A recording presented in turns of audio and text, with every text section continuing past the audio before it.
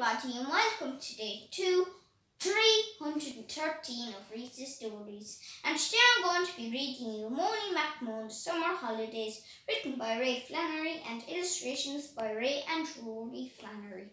And today I'm going to be reading you The Big Day, and that's what the chapter is called, so I hope you enjoyed this chapter. At last, it's here, the awards day. I am really looking forward to it. For a change, I was the first one into the bathroom. One nice long shower later, and it was my time to fix the hair. I had to sneak some of Mark's hair gel out of the room without him seeing me. He would go absolutely bananas if he spotted me. I even washed behind my ears this morning. Well, you just never know what side the cameraman is going to be taking the pictures from. I will leave my teeth until after breakfast. Have to have them gleaming too. Just must remember not to pick Mark's toothbrush up by mistake. He still doesn't know I use it for cleaning my football boots. At breakfast, Mum was doing her usual blah stuff that went in one ear and straight out the other. Is it just me, or do your parents go on and on about things that you have no interest in? I know mine do. Anyway, I bumped into Wingy on the way to school as usual. For once he wasn't whinging about something. Maybe he isn't feeling well today, or perhaps he has actually run out of things to whinge about. Now that will be a first. It must not have been too important. Obviously, Wingy was talking about himself. Come to think of it, I don't remember half the stuff that Wingy talks about. When we got into the classroom, everybody was in a giddy mood, including Mr. O'Rourke. You would nearly think we were getting our summer holidays today. Pug was being friendly to people too, which is actually scary. I hope that just because he got a teensy-weensy bit of praise for that PE display, that he doesn't think he is going to win the award. He has a silly grin on his face too. Is there something going on that I haven't heard about? I am actually starting to get nervous now. Can you believe Mikey the Legend McMoan being nervous? No, neither can I. I was just about to sit down at my desk when suddenly bing bong, can all students and teachers please head to the sports hall as the award ceremony is about to take place. Walk, do not run, especially you, Mr. Roberts. Thank you, bing bong. Now, as if Pug was going to run anywhere, Coach Ferguson once told Pete that he thought he was allergic to exercise. Of course, Pug was too busy looking out the window, daydreaming as usual, to have heard the bing-bong announcement. Mr. O'Rourke gave a little cough, nothing. Mr. O'Rourke gave a second louder cough, still nothing. Eventually, he threw an eraser onto Pete's table. Pete just looked at it, picked it up and said to Mr. O'Rourke, "Someone dropped this." Everybody started laughing. Mr. O'Rourke just shook his head. Mr. Roberts, if a fly flew into your brain, he would actually be a space invader. Pete just nodded at him. He had no idea what it meant, but thought it best not to disagree with Mr. O'Rourke. I walked with the others to the hall, trying to look cool, which is usually no problem for me. I wanted to sit in the front row just so that I wouldn't have to walk too far to go collect my award. but only the sports and the goody two-shoes sit at the front, so I won't be sitting in the middle of that crowd. I think I will sit at the very back so that the crowd will have to split down the middle so that I can get through. You know me, I love a bit of attention. When we walked into the hall, Coach Ferguson was waiting for us. Take a guess what was under his arm. Yep, you are spot on, his clipboard. He took a look at it, gave 2 blasts from his whistle, and everyone froze and stopped talking, including Mrs. Strong and the rest of the teachers. Right, you lot, he shouted. Pay attention. I will read out to you where you have to go, what line you are in, and who you are sitting with. Is that clear? Even the teacher started nodding. Even Mrs. Strong.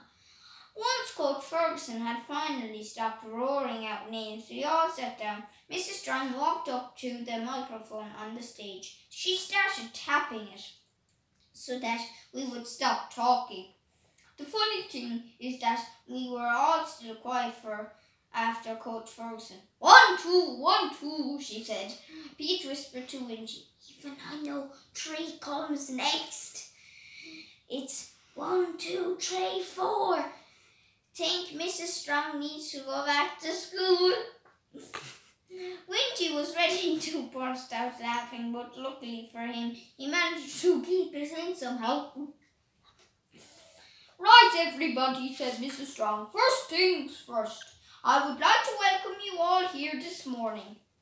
No choice, said Pug quietly. A few of the children sitting in front of him heard him and started giggling. Mrs. Strong did that looking over her glasses thing that she does. She didn't have to say a word. Everything went quiet again. Today is an amazing day for us all in Banban School. It is our annual awards day, and we even have a photographer here to capture the special moments, she said. I didn't even know the special moments had escaped. I thought to myself, not silly enough to say it out loud though. Unlike Pug, Mrs. Strong started out calling out the names of some of the really young kids in the school. They were getting awards for spelling, maths, colouring in pictures and other stuff like that. Some of them started crying when they didn't win an award. Looking at those babies, whispered Wingy to me. Imagine being that silly pot kettle black. I whispered back, I haven't got a Scooby-Doo what that means. But my mum always says it. Wingy just gave me a puzzled look and nodded, pretending he understood what I was going on about. I was starting to get excited as Mrs. Strong was calling out the names of all the winners. Class by class, I just wish I had a remote so that I could fast forward her to get to the vital part of the day, me. The photographer was clicking away like a lunatic. Just hope he has enough room left on the camera for yours indeed. My stomach was feeling like it had one of those little wheels that the hamster runs around inside of it. Then the moment we were all waiting for finally arrived. Well, that I was waiting for anyway. Right, it's time for 5th class, said Mrs. Strong. Now, there are a few awards on offer here, so I need silence, she said. Of course, there were a few who were far too busy talking to have heard her. Quiet, please, she said. Quiet, please, she said again. Still more talking. I had enough. This was far too important. Quiet! I shouted, realizing I was even saying it. Everyone froze, including Mrs. Strong. She just said over the rim of her glasses in my direction, Thank you for your assistance, Mr. McMoan. I wasn't sure if she meant it or not. We all know that adults say one thing and mean the complete opposite thing. They just love confusing us. Must be another one of those tricks they are taught at those adult classes. The first award is for the person who has contributed most to the class for the whole year, said Mrs. Strong. That rules out pug, whispered Wingy, and the winner is Laura Little. All the girls started screaming the way they do. OMG, said Laura.